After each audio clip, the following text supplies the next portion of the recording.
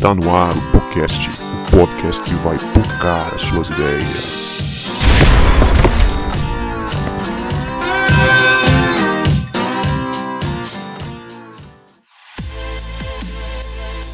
Pra você que achava que a gente não voltava, a gente voltou! E este é o podcast que vai pocar as suas ideias. Meu nome é Guto e eu estou com Cebola, que é mais aleatório do que o Ronaldinho Gaúcho. E aí, rapaz? E mais uma gravação de um podcast aí, né? Tô aqui com o Vini, que não foi apresentado no podcast passado, porque está comprando semente ungida e livros de autoajuda do Silas para passar este tempo dele. Tá explicado. Tá repreendidaço em nome de Jesus. Fala, galera, eu sou o Vini e tô aqui com a Leia. Na verdade, os livros não eram pra mim, eram pra Leia, que está se preparando para ser mamãe ainda esse ano. Ai, vamos bem. Convite deixar. E eu sou Leia, eu tô aqui com o João Marcos neste segundo podcast do nosso novo integrante, que é um surto cada dia, João Marcos, nessa quarentena. Não tem jeito. Galera, e aí, beleza, pessoal? E eu sou o João Marcos, eu tô aqui com o Guto, que ainda não assistiu My Little Pony, mas vai assistir e memorizar todos os personagens. Tá amarrado em nome de Jesus. É realidade, filho, realidade. Pai de menina. Sofia vai assistir logo o Dragon Ball Z, não vai assistir My Little Pony não, Deus me livre. Muito bem, galera, e a gente tá aqui com um amigo muito querido, meu amigo Gerson Barcelos, que é o nosso convidado dessa noite. Dá um salve aí pros nossos ouvintes, Gerson. Olá, pessoal, meu nome é Gerson Barcelos. Estou muito feliz de estar participando aqui, ser entrevistado por vocês, falar um pouquinho sobre minha vida. É isso aí, galera. Hoje a gente vai fazer um bate-papo muito especial sobre como é viver com depressão. Mas antes, vamos para os nossos salves e recados.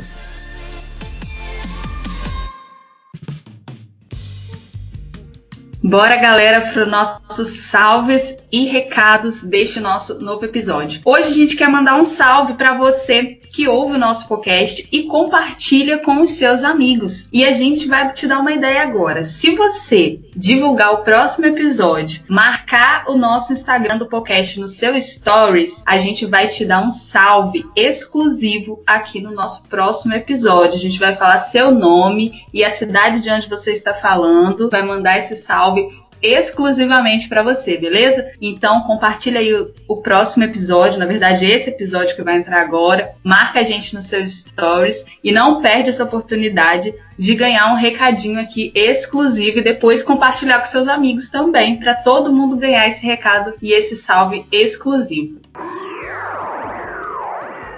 Lembrando ainda para vocês que a nossa promoção, nosso sorteio do livro Ego Transformado ainda está rolando no nosso Instagram e dá tempo ainda de você marcar os seus 3 amigos, curtir a nossa página no Instagram, curtir a foto oficial e concorrer a esse super livro. É um livro que vai transformar realmente a sua vida. Não perde essa oportunidade. Vai lá no nosso Instagram, curte, compartilha, marca os seus amigos e torce os dedos aí para quem sabe você não ser o próximo sorteado desse livro. Ser o primeiro sorteado da nossa página. Olha só, você vai sempre ser lembrado, você vai ser o primeiro vencedor do nosso sorteio. E quem sabe também ganhar esse livro aí. Quem sabe a gente pode dar até uma dedicatória nesse livro para você. Tem uma relíquia quando a gente for bem famoso. Vai falar seu amigo do podcast. Então, bora aí, vamos marcar todo mundo, marca aquele seu amigo e participa aí com a gente, beleza?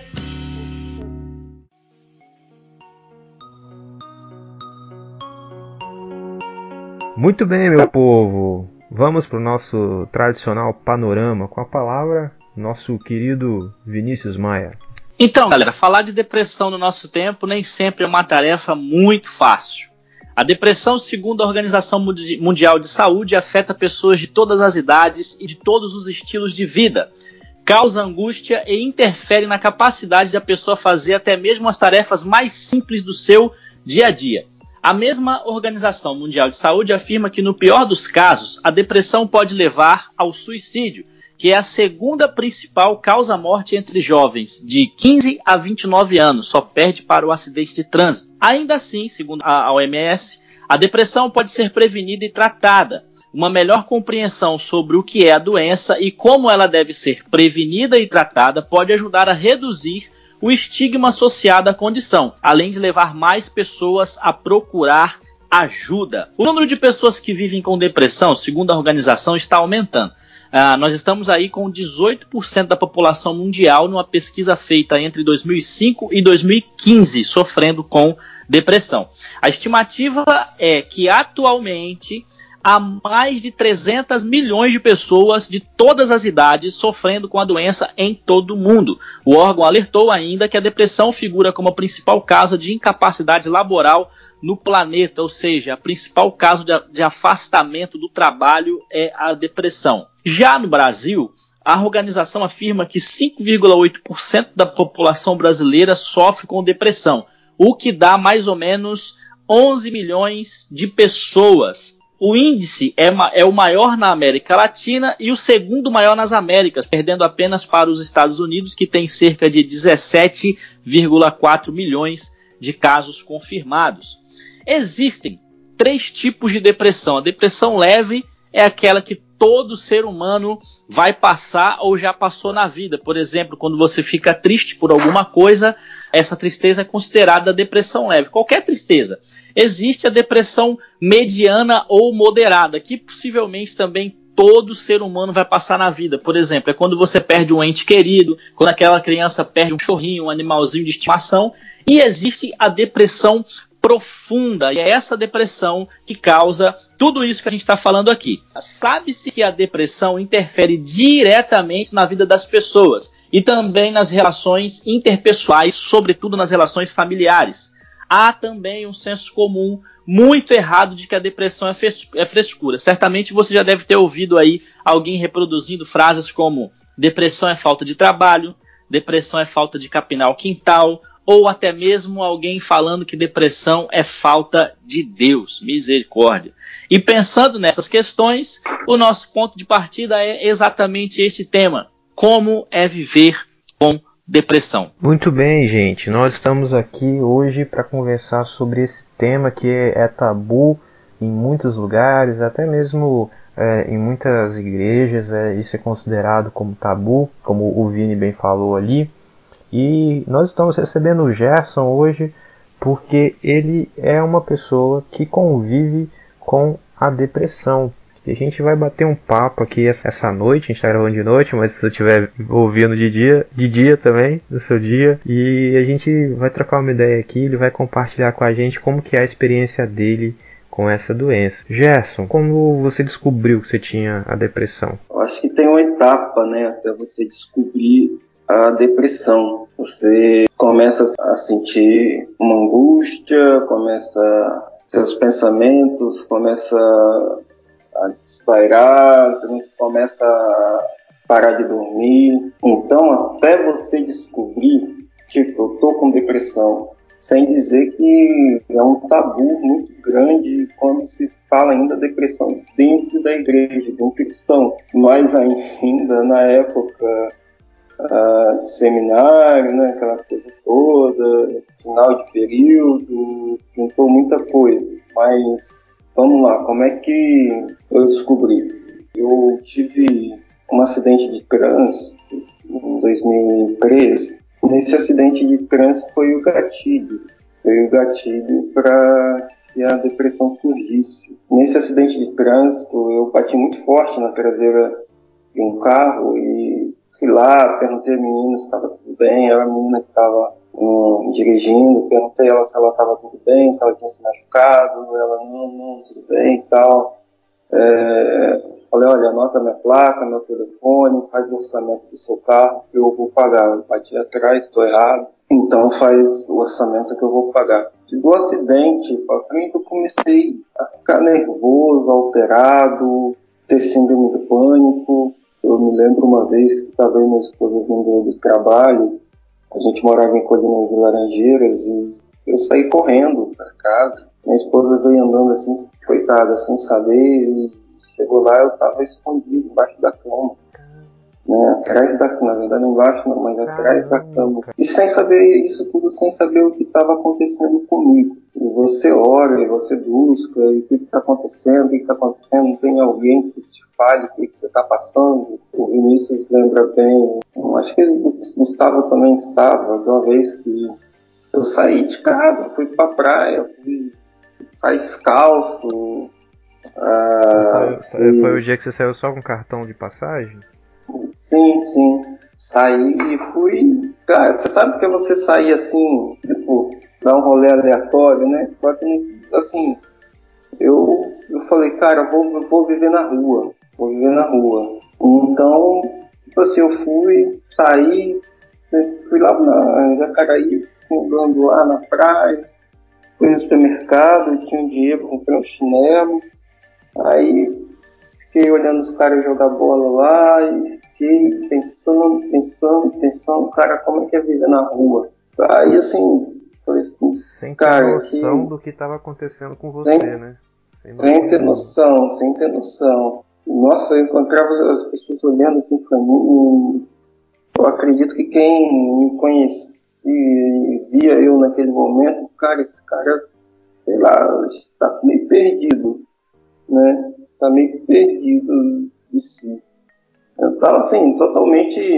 Eu me lembro que eu encontrei um cara conhecido no terminal e ele ficou me olhando, tipo assim, cara, acho que o Gerson não tá bem. E eu fiquei, assim, sabe, como minha esposa costuma dizer, na caixa do nada.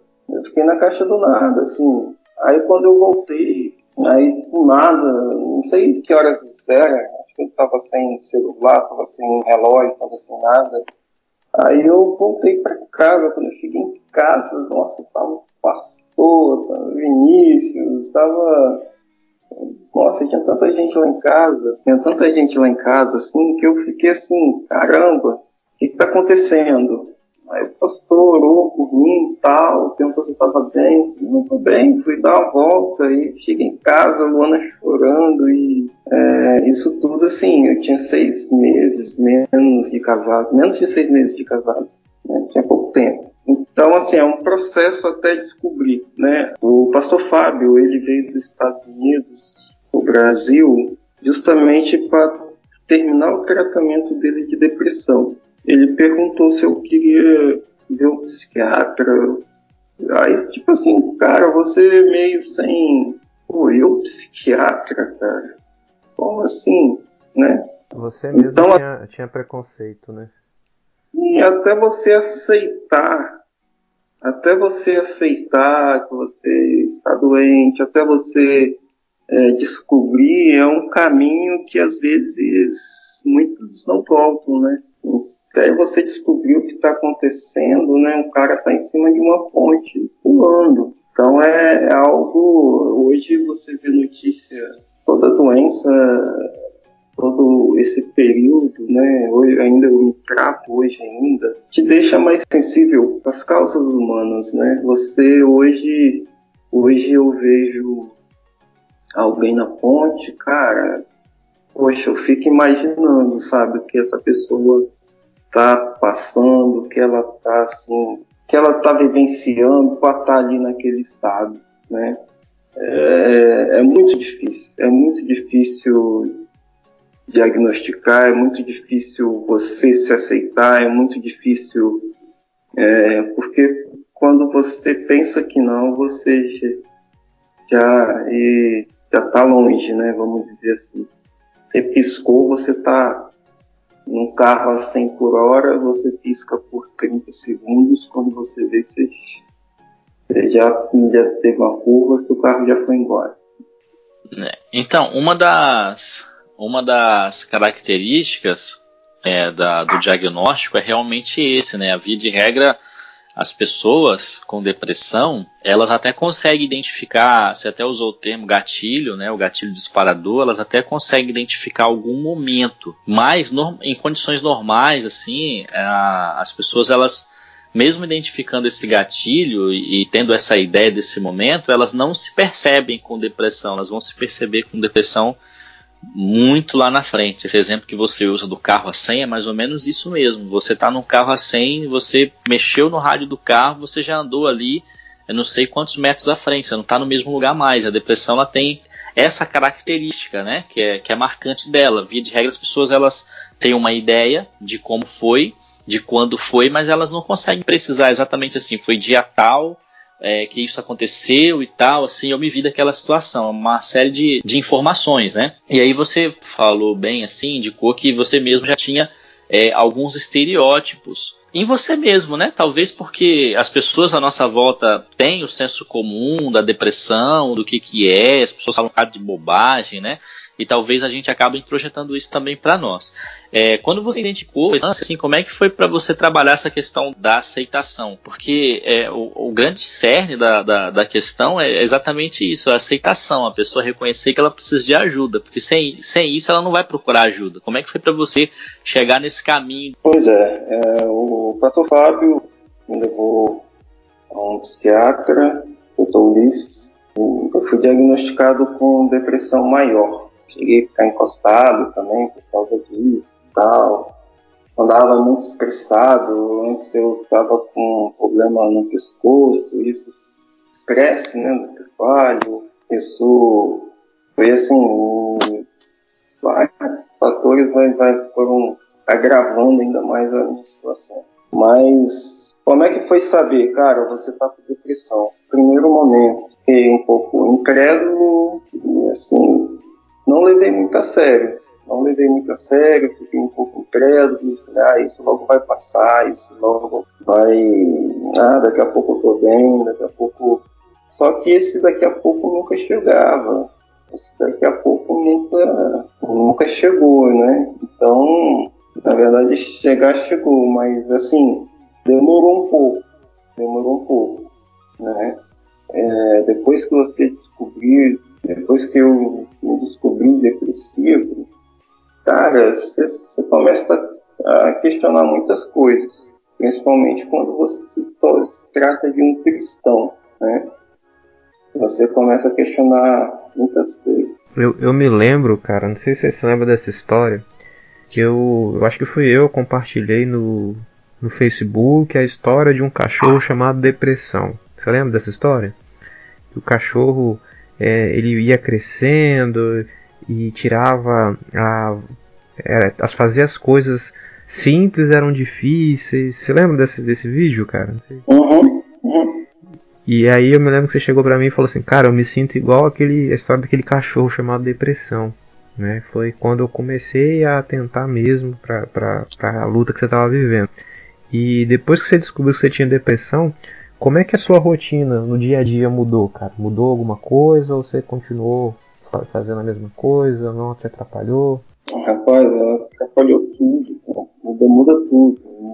É difícil, né? E como o Vinícius falou da questão dos 3 tipos de depressão, aí as pessoas começam a, tipo assim, pô, você tá com depressão? Eu também já passei por isso. Sabe? Meio que menosprezar aquilo que você tá sentindo é como quando minha mãe faleceu, tinha 17 anos. A coisa mais terrível que eu escutava era alguém chegar e falar, cara, eu já passei por isso. Tipo, sabe? Não, você não passou, você não sabe o que eu tô sentindo. Não passou. Quem tá sentindo sou eu. Eu sei o quanto tá doendo. Não. Você pode ter passado em outro momento a sua história, a sua vida.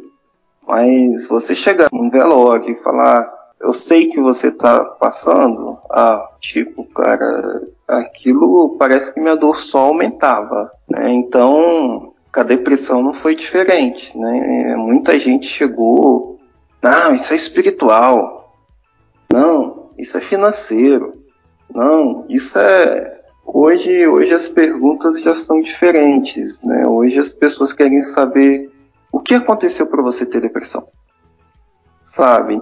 Então, cara, até hoje, tipo assim, uma série de fatores, né, que me levou a um estado de depressão maior, né? Um dos fatores foi uma correria maluca que eu entrei, né, na questão dos anjos. Cara, eu acho que o Vinícius lembra, o Gustavo também. Eu morava na Serra, trabalhava no Correios, né? E a gente fazia ação 2 vezes na semana. E era seminarista na Igreja Batista Central de Vitória. A gente fazia ações 2 vezes na semana, terça e quinta. Só explicando pro ouvinte, essas ações aí é ir pra rua para distribuir alimento pro morador de rua, 2 vezes por semana, né? Você ia. Isso. Então, a gente fazíamos na terça, cara, terminava, eu acho que eu era o único que tinha carro, levava todo mundo embora, levava todo mundo em casa, tinha gente de Campo de Cariacica, de Vila Velha, daqui de Vitória um monte, da Serra tinha um DI, às vezes o Éder ainda ia de moto, né? Mas tinha gente de tudo quanto é lugar, então eu chegava em casa umas 3 da manhã, dormia, mal fechava o olho, abria, e já tinha que acordar para ir para o trabalho, e o trabalho nos Correios. E assim, não é um trabalho que te permite dormir mais um pouco, descansar, não, é correria o tempo todo. Né? Correria, estresse, um querendo passar por cima do outro, e sabe, era correria o tempo todo. Aí saía do trabalho naquele sono, naquele cansaço, ia pro seminário, ia dormir tarde, chegava em casa ainda nas quartas, né? Ia tentar estudar um pouco. Na sexta, segunda, quarta e sexta, quando eu chegava em casa, ia tentar estudar um pouco ainda, né? Terça e quinta eu estava na ação, final de semana eu estava na Igreja Batista Central, eu era seminarista na igreja. E a conta chega, né? Uma hora a conta chega.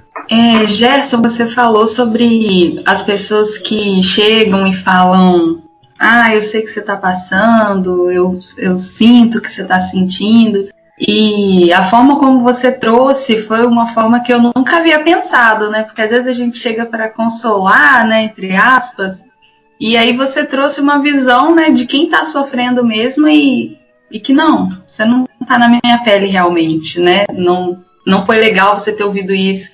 E aí eu queria saber como foi na sua família, saber desse diagnóstico, como foi a reação da família, se você acha que a família, às vezes um contexto familiar, acaba adoecendo também uma pessoa.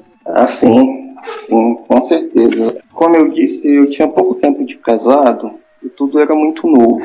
Tudo era muito novo para mim, para Luana, e eu não sabia o que estava acontecendo, sabe? Eu não passava uma segurança que acho que um esposo deve passar para a esposa, né? Um homem deve passar por uma mulher, né? Assim, foi muito difícil, muito difícil. Realmente todos adoecem junto. Eu comparo isso à questão familiar do usuário de crack, né? Visitei várias famílias. A família realmente fica mais doente do que o próprio cara que não está nem para a vida dele, né? Muita gente doente dentro de casa, sem saber o que está se passando, sem saber o que está acontecendo. Visitei um rapaz em Cariacica, ele ficava no cômodo de cima, numa casa acorrentado, e a família embaixo. Esse rapaz recebeu pouco mais de 30 mil que a avó dele tinha guardado para ele. Quando a avó dele faleceu, esse dinheiro foi parar na mão dele e usou tudo de crack.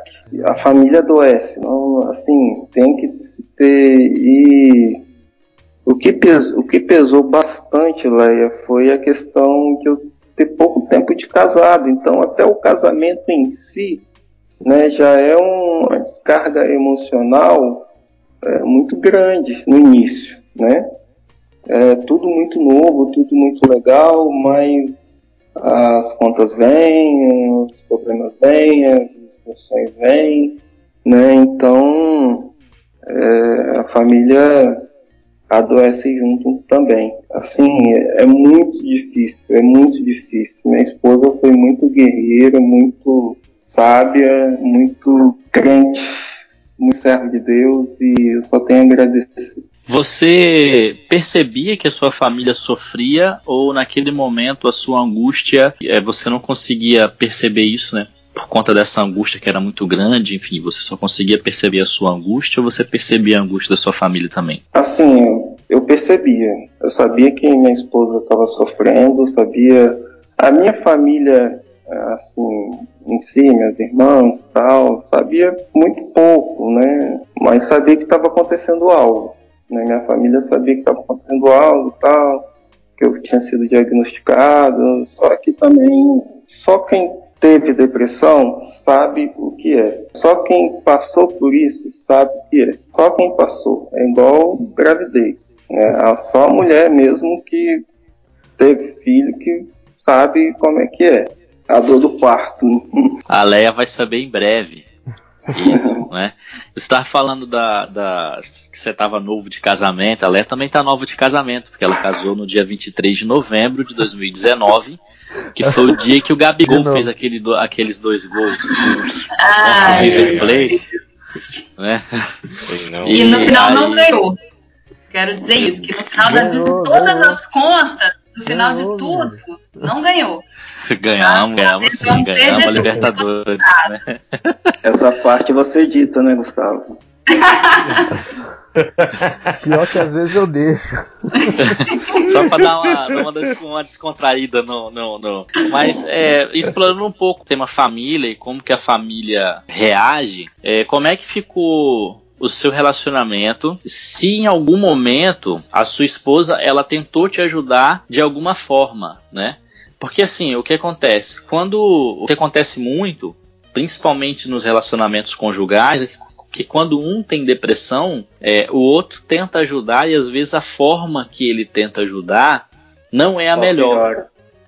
Por falta do conhecimento. Você poderia dizer se isso aconteceu com você ou se não, como é que foi, e aí se nesse tempo aí esse relacionamento seu acaba sofrendo um pouco mais, enfim. Sim. A minha esposa tentava me ajudar de tudo quanto é forma, só que isso acabou e ela se tornando, pra mim, a pior inimiga. Minha esposa virou inimiga, assim, sabe? Tipo, faz nada pra me ajudar, sabe? Tô doente, mas ela não faz nada pra me ajudar, só pior a situação. Sim, cara, é muito difícil, porque ela estava longe da família, a família dela noroeste do estado, distante de todo mundo. Como eu disse, assim, ela foi guerreira, porque aguentou, e eu sofrendo por outro lado. Eu achei assim que, cara, minha vida vai mudar se eu me separar. Minha vida vai mudar, vai melhorar. Eu acho que o problema é minha esposa, sabe? Eu acho que o problema é ela, só pode.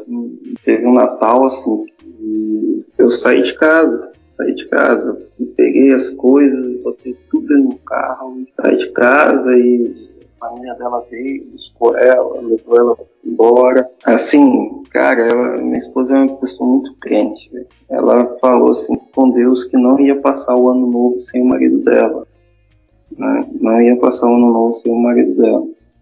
Eu peguei, botei minhas coisas dentro do carro, as coisas que não tem nada, né? Botei meus livros. Botei meus livros dentro do carro, minha bicicleta. Te entendo. Só tem aí. E fui embora, saí. Você foi pra onde, Jefferson? Não sei, cara. Não sei. Peguei o carro, quando eu me vi, eu tava lá na Aldifas Barcelos, na Serra. Na rodovia Aldifas Barcelos, na Serra. Fazendo o quê? Não sei como eu fui parar lá.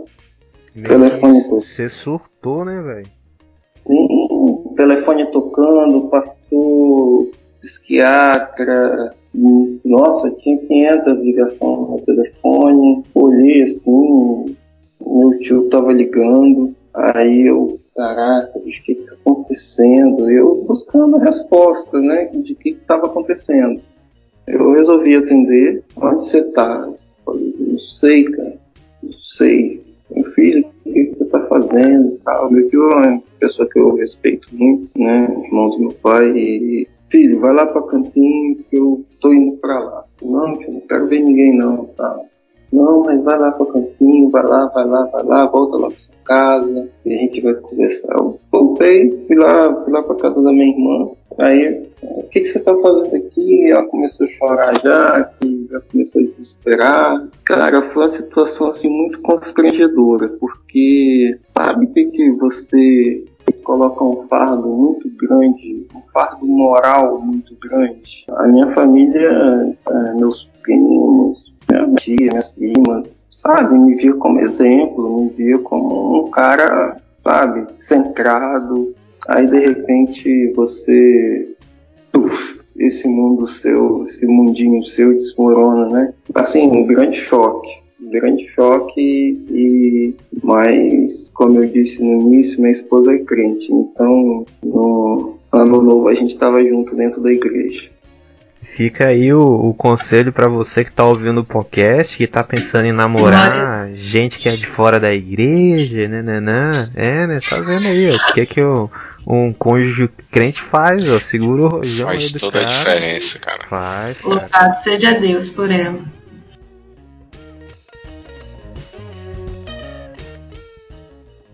Mas Gerson, você falando que sua esposa é crente, né? A Luana mandando ver aí na fé. Mas, cara, diz aí, o que te ajudou a sair, né? Pelo menos, o que te ajudou nesses momentos difíceis, né? A fé da sua esposa, a sua fé em Deus. Conta um pouquinho pra gente como foi essa questão de poder estar hoje onde você está melhor, ou se tratando melhor. Mas como você passou esses momentos difíceis? Pois é, João, rapaz, a gente, em estado de depressão, a gente se pergunta onde está Deus, né? Onde está Deus neste momento que a gente se sente solitário, onde está Deus nesse momento que você está pedindo para morrer. Hoje eu percebo que eu tenho depressão, trato depressão e tomo remédios de manhã e de noite. Eu aceitei que eu tenho esse problema. Se precisar tomar remédio a minha vida inteira, eu vou tomar. Os remédios não são baratos, mas é a condição que eu vivo. E eu penso assim que Deus me ama do jeito que João 3,16, né? E eu penso que Deus me ama e do jeito que eu sou, com o problema que eu tenho. Paulo tinha um espinho na carne. A fé me ajuda a caminhar, a continuar vivendo, continuar lutando. Tem os principais desafios que eu tenho na vida por conta da minha fé em Deus. A fé me levou e continua me levando. Hoje eu sei das minhas limitações. Por exemplo, hoje eu sei que eu não posso ir numa ação dos anjos na noite, com serviço de distribuição de alimento, porque para eu recuperar essa noite, para eu recuperar essas horas de sono que eu preciso, demora uns 2 dias, vamos dizer assim, sabe? Mas eu queria assim deixar aqui registrado o momento X que eu comecei a entender melhor. Eu também fiquei internado numa clínica psiquiátrica 3 meses. Fiquei internado durante 3 meses. Saí de casa, falei com a minha esposa, olha, eu não estou aguentando mais. Para a nossa vida dar um rumo, eu preciso fazer algo. Então, o meu último tiro, assim, meu último recurso que eu tive, que eu busquei foi, cara, eu preciso me internar, né? Então, quando eu fiquei internado, eu comecei, poxa, todo mundo aqui tá no mesmo barco. Então eu me senti no mesmo barco que todo mundo, né? E isso te ajudou muito. Me ajudou muito, sabe por quê, João? Porque a clínica me deu uma regra que eu não tinha, me deu uma disciplina que eu não tinha, de alimentação, de horário de remédio, de horário de acordar, de horário de dormir. Até espiritualmente me ajudou porque, cara, eu li muito na clínica. Eu não saía da biblioteca nos primeiros dias, eu li muito. E lá a gente começou uma célula, um pequeno grupo, tinha católico, presbiteriano, espírita. E eu comecei a liderar esse grupo, esse movimento, e foi tão assim natural que as pessoas chegavam até mim e contando os problemas, e como se eu fosse um dos psiquiatras do local. Eu falei, não, eu estou aqui me tratando também, eu estou no mesmo barco, não estou aqui, não sou... Não, mas você, cara, e outros pensam, cara, o que você está fazendo aqui? Qual o seu problema? Sabe? Porque até então eu sou um cara normal e você é alguém que a clínica colocou só para vir aqui pregar? Não, eu sou paciente. É um espião, né? É um espião aqui no meio de nós. Não, e cara, aí os católicos queriam rezar, os crentes queriam. Então eu tive que ter muito jogo de cintura de lado da linha, para até mesmo nos temas, até mesmo. Eu me lembro uma vez, João, que eu tava falando, falei, Deus, hoje eu não tenho nada para falar. Eu ia pro quarto, né, antes de ir e orava e falava, Deus, hoje eu não tenho nada para falar para esse povo, eu tô de saco cheio. E ia caminhando, assim, até lá a biblioteca onde a gente fazia nossas reuniões. Aí eu cheguei lá, todo mundo, a gente tinha quase umas 12 pessoas. Assim, teve esse dia específico, eu cheguei lá e falei, mas olha, hoje nós vamos orar pelos nossos amigos que estão lá fora. Eu quero que você fale o nome de 2 amigos, 2 pessoas que se importa com você que está lá fora. Nós estamos aqui numa condição de doentes, de dependentes químicos, mas tem gente lá fora que está preocupada com a gente, que está sofrendo com a gente. O nome de 2 pessoas e vamos orar. Eu nunca vi tanta gente chorando junto. Assim, o pessoal falava, já começava a chorar, e chorava, e chorava, e chorava, e chorava. E eu, assim, eu falei aquilo de uma forma, eu não sabia o que falar, então eu falei aquilo. E eu falei de uma forma assim, tão cética e tão não acreditando que Deus fez o que fez naquela noite, né? Cara, assim, foi algo realmente sobrenatural. Eu estava chorando ali e lá não podia abraçar, não podia ter contato com o outro, né? Era a regra da clínica, tinha câmeras de tudo quanto é lugar. Mas lá a gente não tinha muito essa regra. Lá todo mundo se abraçava, todo mundo... Porque era muito choro e era muito... E depois disso, eu sei que onde eu estava na clínica, estava uma turma reunida. Onde eu estava na clínica, estava aquele pessoal atrás de mim. Aí eu, caraca, o que está acontecendo? Assim, eu entendi que, cara, Deus, ele é bom, sabe? Ele está com a gente o tempo todo. Você foi se tratar e se tratando, você acabou, sei lá, cuidando de gente lá, né? Sim. E assim, cara, Deus, ele... É um jeito louco dele fazer as coisas, né, que às vezes precisa, né, de ele falar, olha, quem tá no controle aqui sou eu, não é você.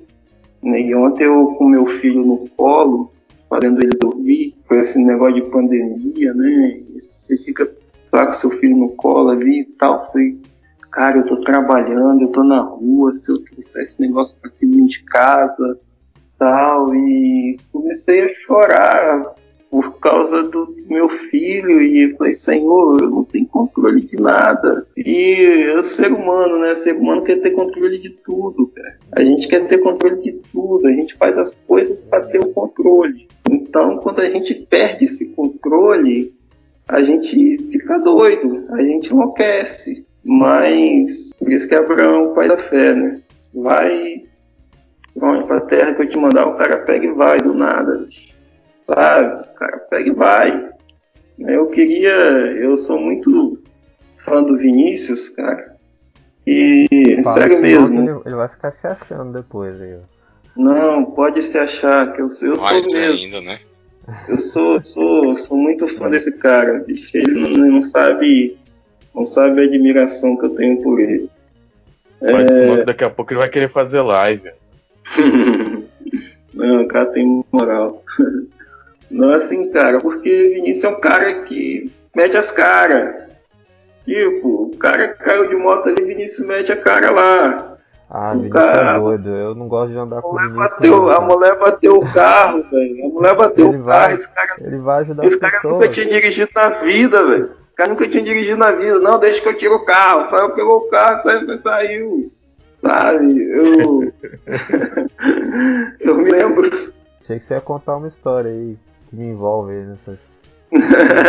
Não. na Era dos Ares aí. Qual? Qual? Eu vou ter que contar? Não, pô? agora eu quero saber. Agora eu quero saber que história é essa. Ô, Gustavo, eu tomo. Não, deixa pra lá. Ah, Conte aí, agora vai ter que contar. Jogou na roda, já era. Conta, depois você diz. Depois eu continuo falando Rapaz. você. Isso. A gente tava lá na Vinícius, ele trabalhava numa comunidade bem barra pesada. Aí, um dia tava eu e Gerson, a gente foi lá passar sim. uma tarde, fomos distribuir comida pro pessoal de rua. Aí beleza, tamo lá distribuindo comida. Não, nem saímos pra distribuir, tamo lá pra sair dentro da igreja. Daqui a pouco começa um pipoco, um tiroteio daqui Lá. dali.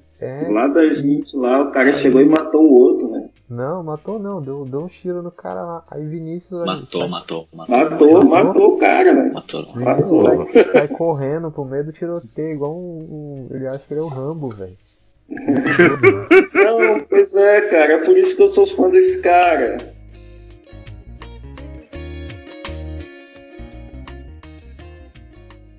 A gente tá falando de problemas muito sérios, né?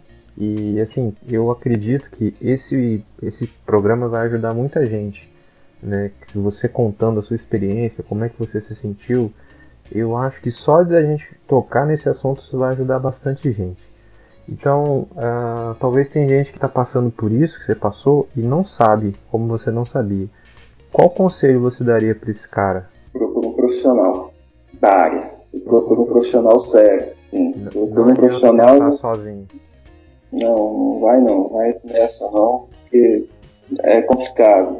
E procura um profissional sério, porque infelizmente tem muito. Cara, eu fiz mil sessões de psicólogos e o plano do correio era tão bom que eu tinha que fazer 12 sessões, esperar 6 meses para fazer mais 12, esperar 6 meses, fazer mais 12. Você sabe que você vai pro ar, né? Você tá falando dos correios. Não? Quer que eu censuro o nome dos correios? O cara quando é concursado pode meter a lenha na empresa, não tem problema não. Censura, melhor censurar. Mas assim, cara, toda vez que eu ia, era um psicólogo diferente. Então, eu absorvi muita coisa de muitos psicólogos e cada um falando uma coisa diferente. Na sessão lá com uma psicóloga, né? Aí eu começava a reclamar do meu casamento. Às vezes a pessoa carrega muito da sua bagagem, da sua experiência com ela. Então, às vezes, deixa a questão técnica e vai para a experiência, né? E é uma linha muito tênue, eu imagino que seja, né? O profissional está lá, te ouvindo e de repente é uma pessoa que se separou do marido e a vida dela decolou e está ali te orientando a fazer a mesma coisa. Vocês estão me entendendo? Então eu me tratei com muitos e muitos psicólogos, eu fui absorvendo, sabe? E fui conhecendo essa área e cara, é muita loucura. É muita loucura. É você ir ao médico, 50 médicos te dá 50 diagnósticos diferentes. 50 médicos te dá 50 conselhos diferentes. Na clínica também, que eu fiquei internado, lá eu consultei com um profissional muito sério, muito competente e que me ajudou muito. Então, dentro da clínica eu tive todo o amparo, todo o suporte que eu precisava, né? E hoje é engraçado que antes, quando comecei o projeto, as pessoas me procuravam muito para falar questão de drogas, né? Hoje me procuram por essa questão e, cara, eu nem tento, porque eu sou um doente, eu estou em tratamento. Então, cara, eu não quero nem papo, eu procuro médico. quem pode te ajudar é um médico, é um psiquiatra, é um psicólogo. Passa e procura profissionais sérios.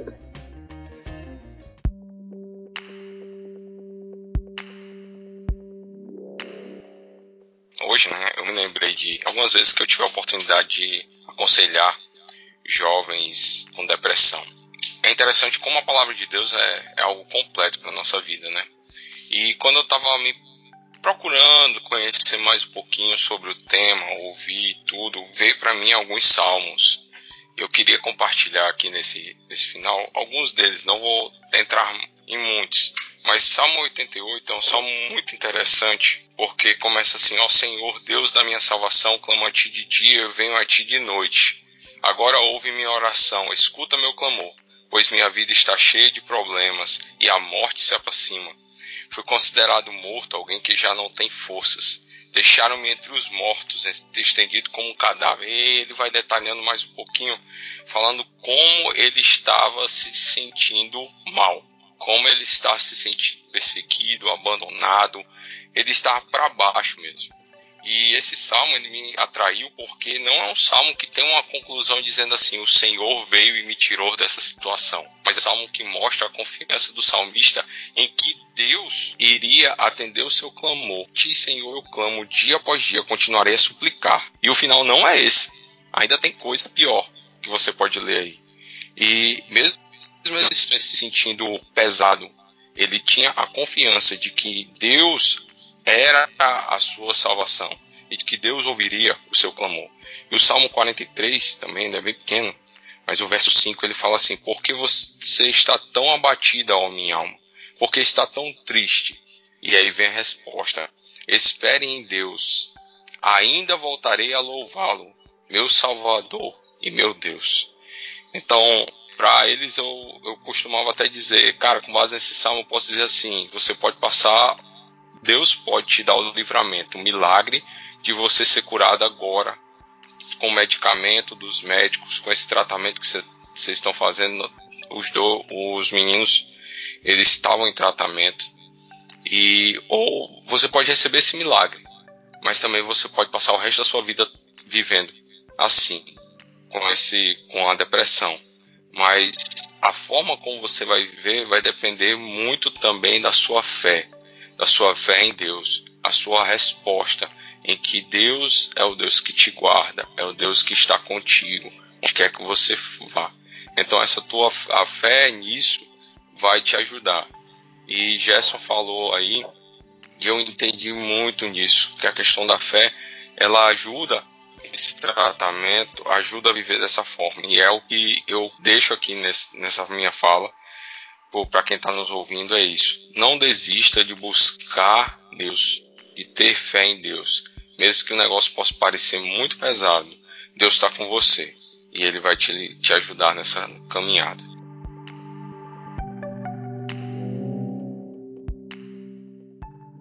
Esse assunto é um assunto bem complexo, né? É um assunto bem delicado. E quando a gente percebe, e o João sabiamente trouxe alguns textos bíblicos, a gente poderia passear por outros textos bíblicos e perceber que personagens bíblicos tiveram sintomas de depressão profunda. Elias, por exemplo, é um deles. Asaf, no Salmo 77, é outro. A gente tem vários personagens que tiveram sintomas de depressão e que, mesmo tendo a sua fé, mesmo sendo pessoas usadas por Deus, tiveram que enfrentar aquilo que o pastor Hernanes Dias Lopes chama de assalto na alma. O pastor Hernanes Dias Lopes chama a depressão desse jeito. A gente está caminhando para o final do nosso bate-papo. A gente poderia ficar aqui mais algum tempo esmiuçando esse tema que é muito pertinente para nós sobre como viver em depressão.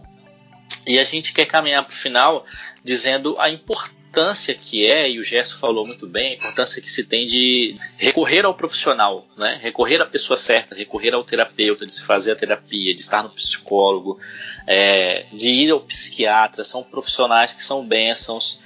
O Gerson trouxe algumas experiências difíceis que ele teve por conta da mudança dos profissionais, né? Isso, infelizmente, isso acontece porque é plano de saúde, né? Às vezes a pessoa não tem condição de manter também uma terapia, mas existem bons profissionais, existem profissionais que mantêm um preço social, até inclusive para que as pessoas consigam um atendimento e permaneçam com esse atendimento. Então, quando a gente é diagnosticado, quando a pessoa é diagnosticada com depressão, é fundamental buscar tratamento, buscar o profissional, seja a terapia com psicólogo, seja o médico psiquiatra que vai fazer com que a pessoa tome as medicações, enfim. É fundamental.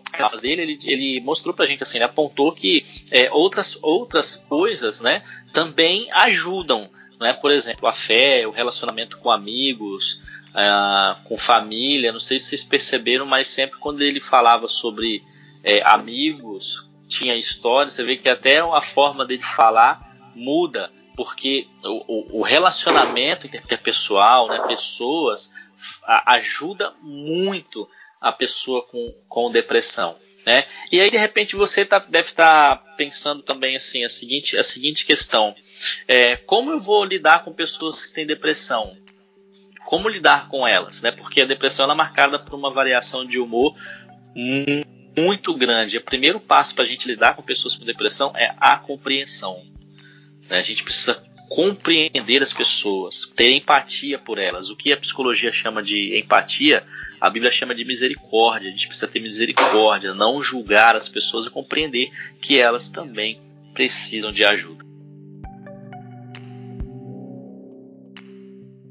Eu fiquei encostado pelo INSS por causa de depressão, e geralmente alguém depressivo, né, que passa por esse momento, a pessoa quer se isolar, quer ficar sozinha, quer ficar no escuro, mas, cara, foi o pior tempo que eu passei na minha vida foi quando eu fiquei encostado, porque eu ficava dentro de casa o dia inteiro sem fazer nada, ficava tomando remédio. Eu tinha uma lista de 8 medicações que eu tomava, o médico listou: essa aqui é para quando você estiver ansioso, essa aqui é para quando você estiver triste, essa aqui é para quando você tiver isso, é para quando tiver...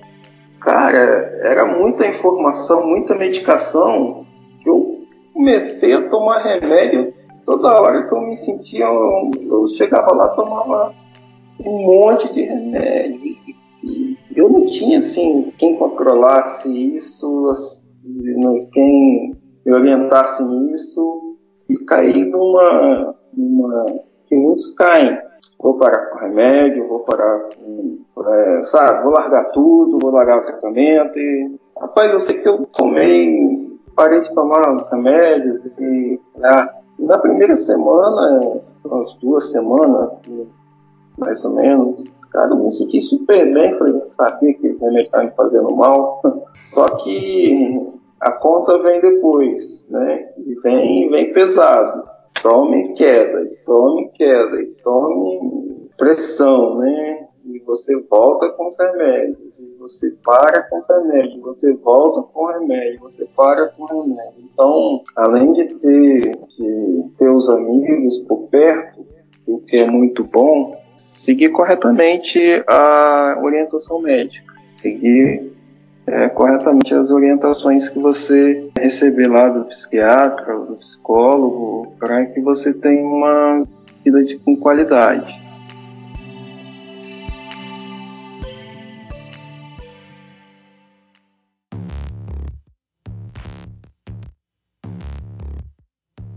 Muito bom, muito bom.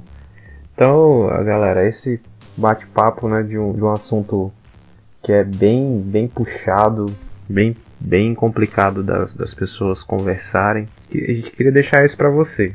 Você que tem depressão, ou você que está se identificando com a história que o Gerson contou aqui, busca ajuda, não fica sozinho, não. Procura algum profissional para te ajudar. Se você é crente, fala com o seu pastor, né? Ele deve te orientar a fazer alguma coisa. E se você está chegando num sentimento muito ruim de não conseguir mais viver, tem o telefone aí do CVV, né, Vini? Que é muito importante o trabalho que eles fazem, que a gente vai dar um Google aqui agora, vai ver o número do CVV. Alguém dá um Google aí pra eu falar. Toda gravação que a gente vai falar do CVV, a gente não fala o número do CVV. Dá um Google aí rapidão. 188, é só ligar 188 que o CVV vai te atender. Isso aí. Então, se você tá muito mal, que não tá dando pra você continuar a viver, se sente dessa forma, liga aí para 188, vai ter uma turma que vai te atender no CVV, e que você também possa experimentar a graça de Deus a cada dia, né? A graça de Deus através do cuidado dos profissionais, através dos cuidados daqueles que te amam, que você consiga experimentar esse tratamento e, se Deus quiser, ser curado, ou então ser medicado e enfrentar essa enfermidade da melhor maneira possível aí. Cara, assim, é assunto que realmente é complicado, né? A gente poderia estar falando mais e mais aqui, porque é uma história longa e é um caminho longo, mas com fé em Deus e com Jesus no barco, tudo vai bem. Tudo vai bem. E uma história de graça, né? Eu conheço o Gerson, é um dos grandes amigos que eu tenho. Eu vejo a graça de Deus na vida dele. Hoje é um cara que tem um casamento abençoado, tem um filhinho, né? Que é bênção na vida deles, e Deus, eu vejo o cuidado de Deus na sua vida, né? Amém. E Deus também tem estendido esse cuidado pra gente e para todo aquele que tem depressão ou qualquer outro tipo de transtorno, né? Deus, assim, nos dê essas experiências, nos continue dando experiências e nos dê histórias como a do Gerson, né? Que passou pela noite escura e hoje está aí, caminhando com uma história bonita, abençoada. E, gente, quero agradecer aqui meu amigo Gerson, obrigado por participar aqui com a gente. Valeu, Gerson. Uma alegria muito grande. E, galera, vamos despedir dos nossos ouvintes aí. Um abraço no seu coração. Um beijo no seu coração. Um beijo no seu coração. Vocês estão Um beijo no seu coração, hein? Vocês estão Valeu, galera. bordão Um aqui. cheiro de máscara aí pra todo mundo. Ah. Isso aí. Então, fique antes em de, casa, antes hein? de